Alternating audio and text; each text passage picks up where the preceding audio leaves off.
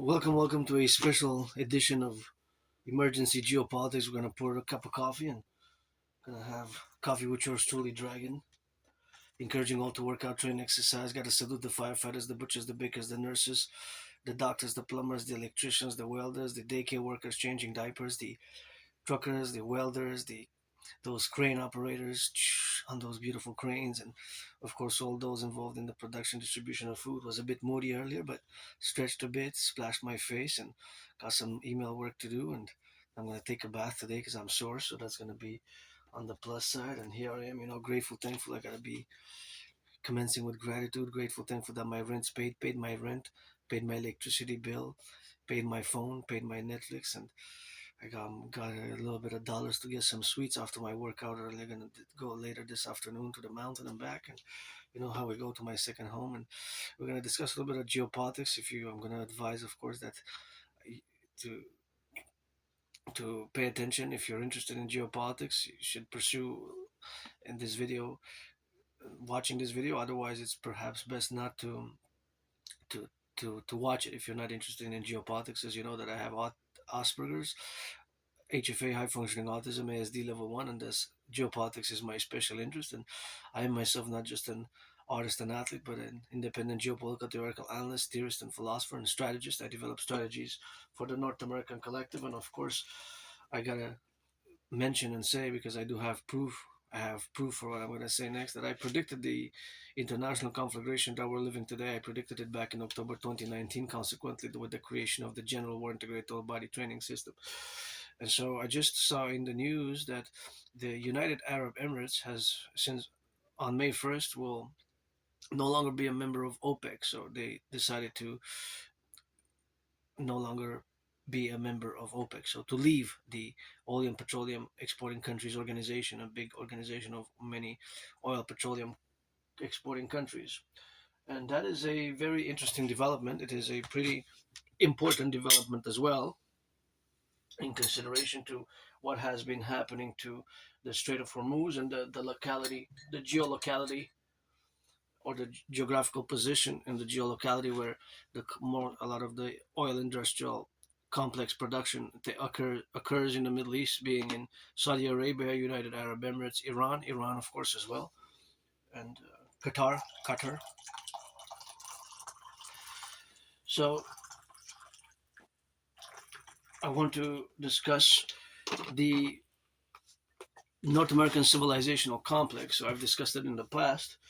And of course, some of my theories, again, can be academic, intellectual, scholarly. So just going to commence with a little bit of cup of coffee. I'm going to send some rock and roll coast to coast, ocean to ocean, because, I always put it for the 10, the 50, and the 3. And I got Canada tatted up. Supposedly I got this tattoo of the Canadian flag, Canada, the maple leaf right in. Supposedly I got it in 2003.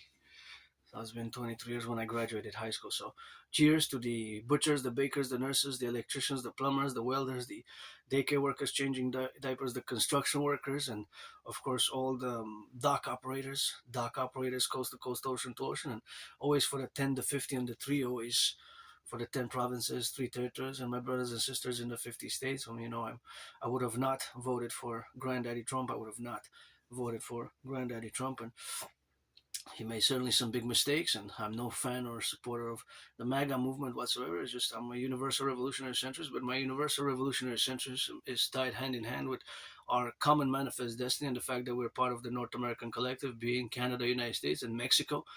Mexico is part of the North American collective, Haiti as well, Haiti, and Jamaica, Cuba. Cuba is a paradox because they're socialist communist. So in the integral ramifications of what I'm going to discuss now, vis-a-vis the current realities which I have foreseen in 2019 in a general manner, I'm going to discuss the situation on the ground today in Canada.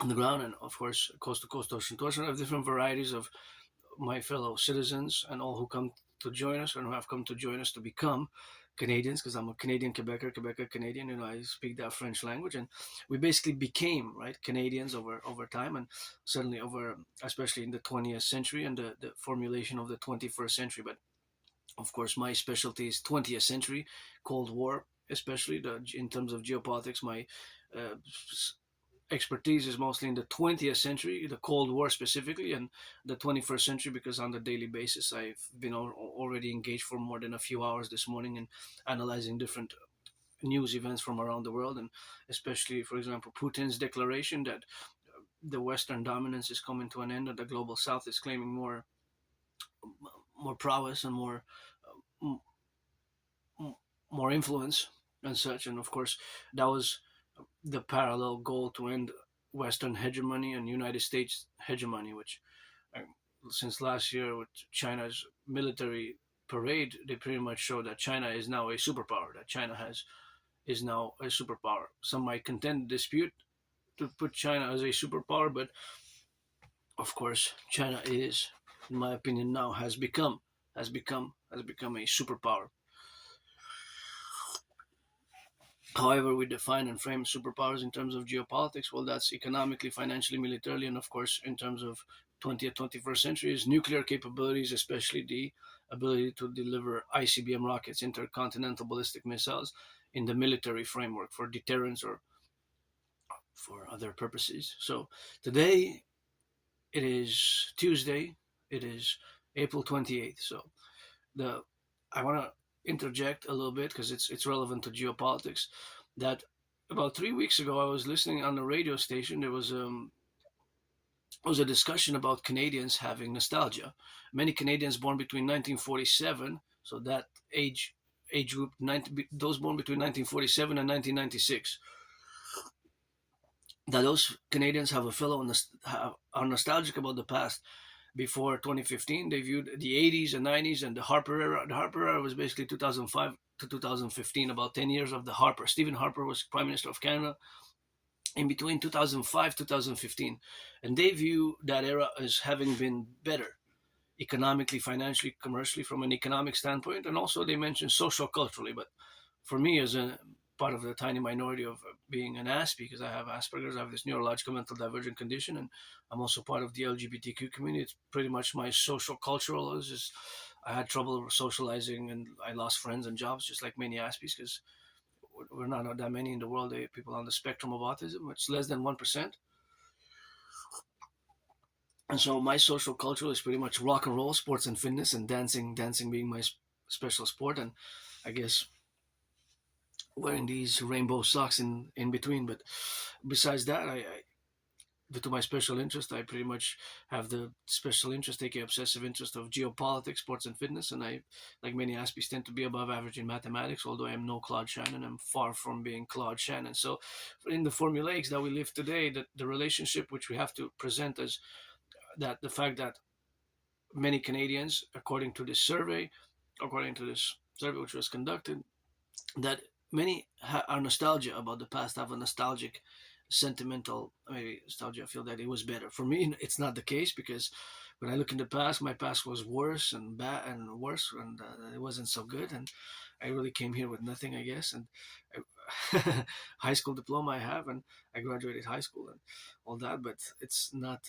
I have written many rock and roll songs, and I write on the daily. So I'm proud of my rock and roll song creation lyrically, and I take great pride in my geopolitical work because it is very important and timely, and especially my theories, which I call for their incorporation and their implementation across what I call the North American Collective. So it's going to be an interposition of the North American Collective versus the world regions and the regionalization of the world in different geopolitical regions, if you will. So imagine that the fellow Canadians having had a nostalgia. So the feeling of nostalgia is something that is, of course, related to their experiences before 2015, 2016. So again, the social cultural aspect, I can understand it a bit, but it's not something that's really of a because I'm myself part of a tiny minority, people who are neurodivergent, Aspies, right?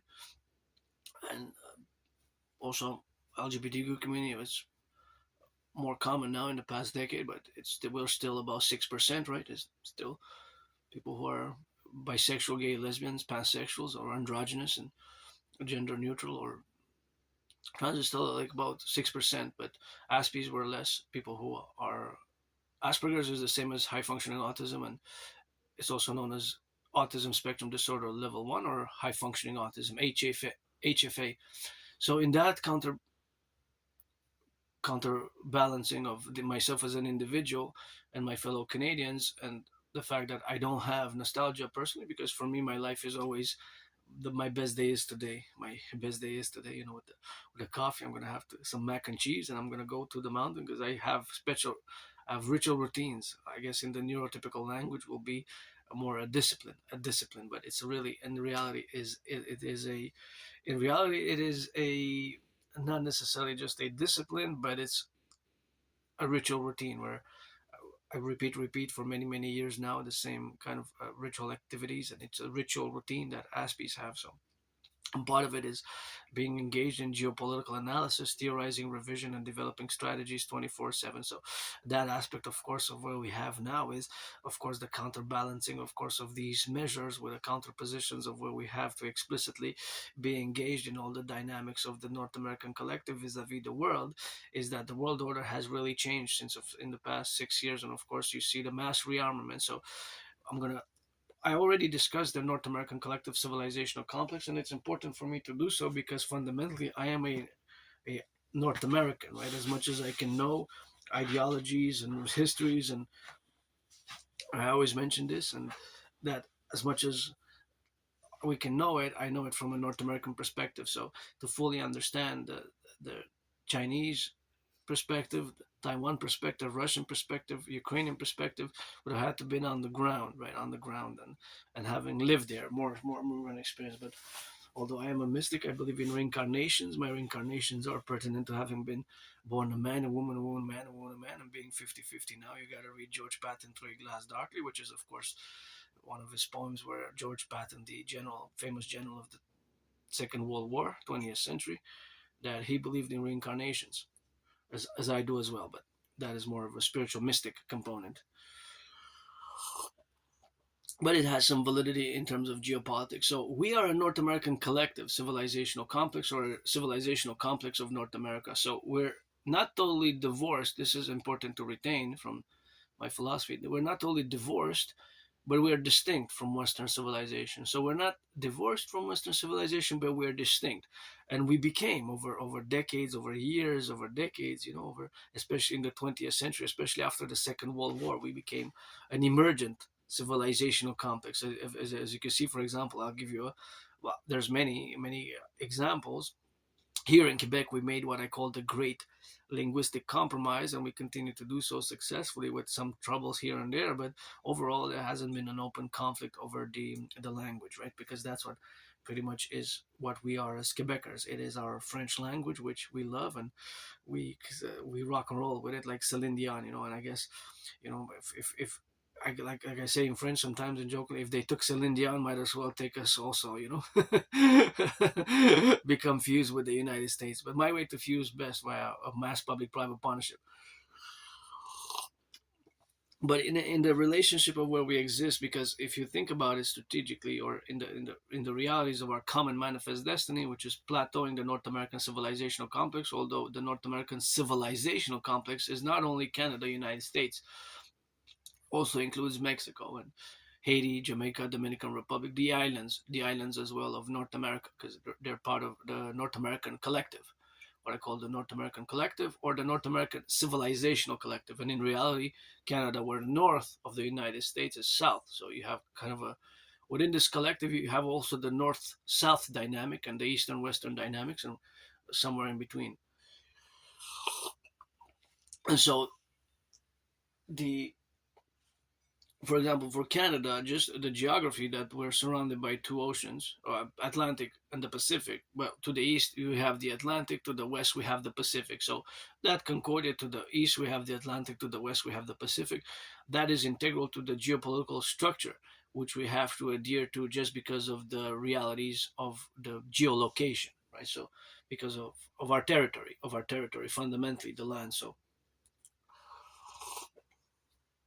and then the mosaic social cultural dynamics of Canada. Our plurality in the absence of the king, because I always make the geopolitical declaration statement that the king is absent, and the king is absent. I always say that we should have been a republic on the 1st of January, the year 2000. That's 26 years ago, and that the whole pledging allegiance of the king. Because think about that, our Uncle Carney pledged allegiance to the King of England and his heirs, not to the people and the citizen of Canada, which that should have been more appropriate. Pledge allegiance to a constitution, a republican constitution, all the citizens and all who come to join us, who live, the peoples, my indigenous brothers and sisters as well, my indigenous brothers and sisters as well, and all who are Canadian or who became Canadian, because we became Canadian just like my brothers and sisters in the USA became Americans, became part of the 50 states as we became. But we should have, we still carried that as Canadians in the 21st century. Now, this, in my opinion, we should have been a republic. We should have not carried it over this reality in the 21st century, right? Because think about that. The predecessors, even my cousin Justin Trudeau, Stephen Harper before that, and last year Uncle Carney pledged allegiance to the not to the Constitution and the citizens and the peoples live of Canada, but to the King of England and his heirs, who's really overseas. He doesn't live in Canada. He hasn't lived in Canada, right? He hasn't lived in Canada, and the king is absent. It's time for the republic, and the way to envision it and structure it and reform it. My idea is theory is best, right?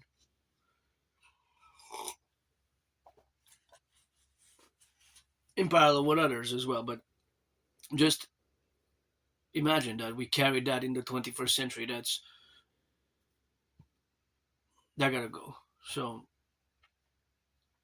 because the realities of our common manifest destiny make it that as the North American Integree Collective, we are an emergent collective. So that's why a mass public-private partnership is required for the rebalancing of the public services and public infrastructure and rebuilding the bridges via my DRT theory, the bridges, the roads, the potholes, all the aqueducts, all these public private services have to be rebalanced in the 21st century. And in parallel with our common manifest destiny, and due to the realities of the world as it is now, with all the problems that have arisen in the past years, right?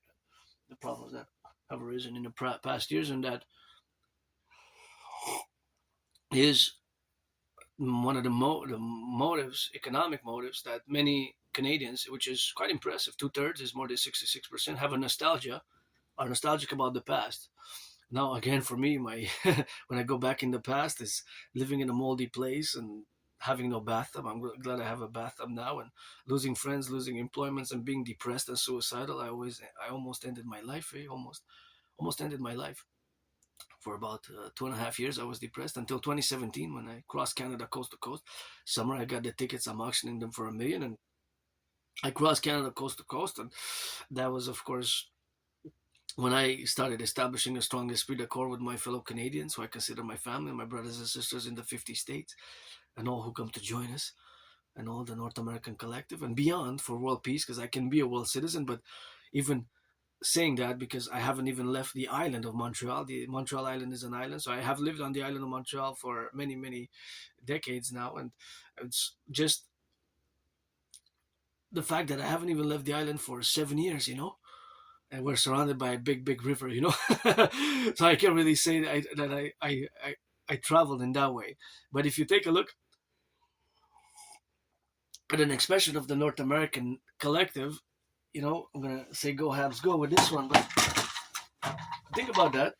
So you take the National Hockey League, please reduce the ticket cost by 44.9% and give some tickets to those who pick up the garbage, the sanitation workers, the public workers. It's called the NHL, right? Habs are going to bring the cup to Canada and Montreal this year. Maybe, maybe, maybe. I have hope. It's possible. We got to beat the Tampa Bay Lightning, though. And it's called the NHL, but in reality, it's not NHL. It's not National Hockey League, because it's not only one nation state. It's not only USA or Canada. It's both. So in reality, it's binational. The NBA as well. It's not really national because a team in Canada, right? Hockey teams, we have more.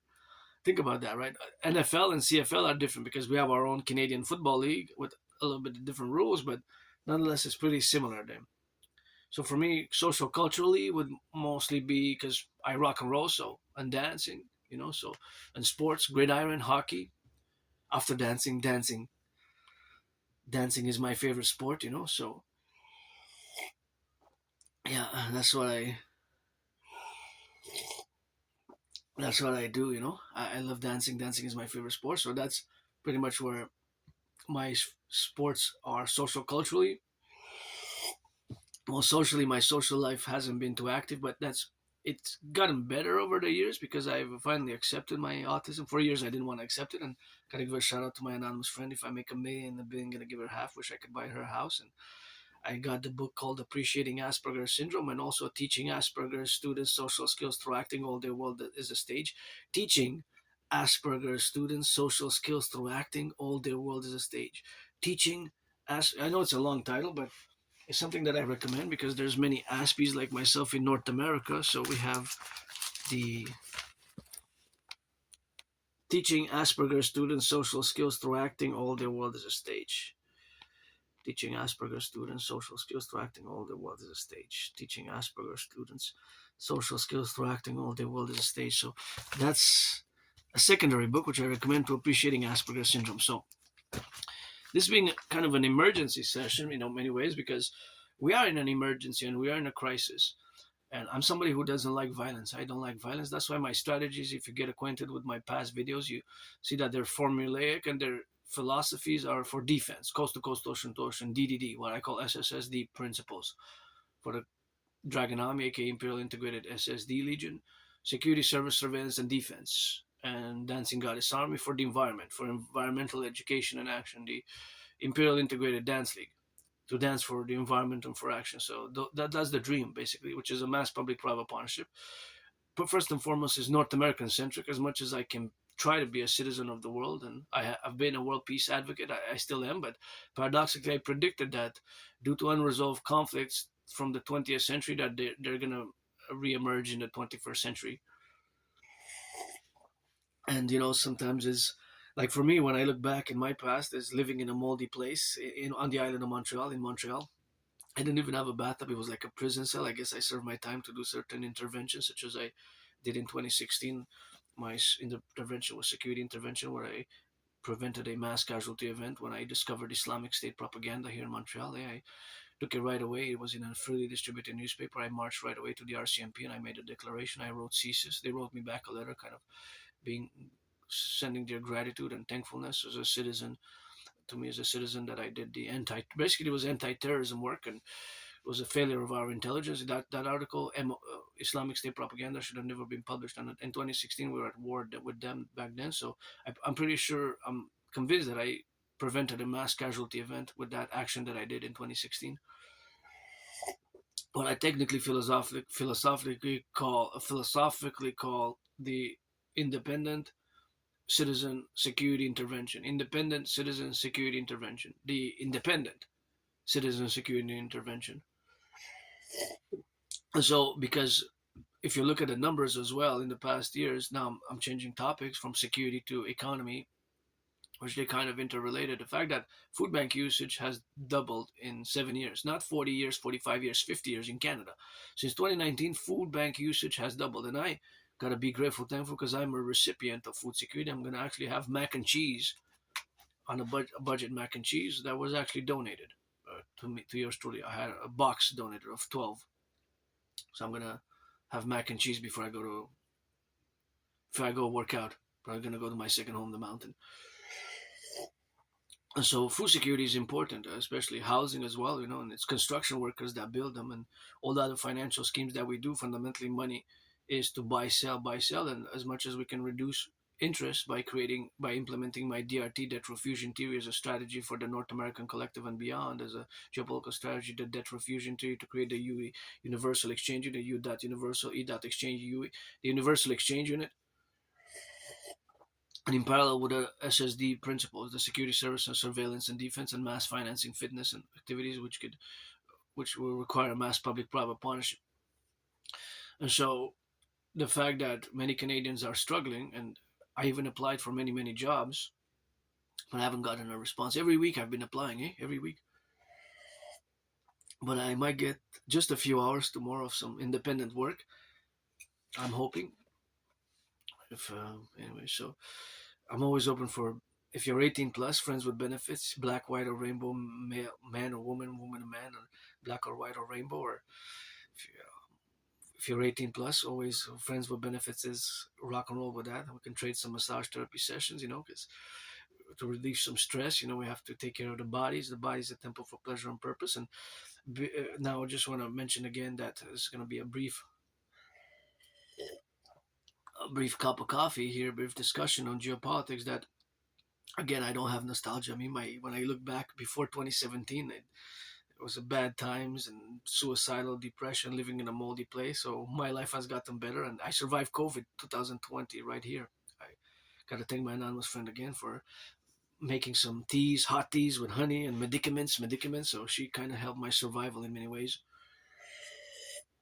And so we are today, pretty much a crisis and emergency due to the regional geopolitics that had affected with the closing of the Strait of Hormuz by Iran. It was probably mostly due to the base Eagle 44, Horus 44, which was an underground base in the mountain, and that kind of created a fumble recovery, and they were able to inverse in the territory to attack. And of course, the price of gas keeps on going up and down, up and down, up and down. It's way higher than it was. It's doubled what it was 6 years ago. So that affects with the salaries. Most salaries have only increased about 5%, right? 4.4% average. So you can see how it affects the growing price of groceries at the grocery store. So the stagnation of the salaries, and we have to focus on solutions and real solutions. Of course, in the absence of the king, it's time for the republic, and my idea is theory is best for fusion thereof and reformers. I encourage all to work out, train, exercise, and with consent, hug like you never hugged before.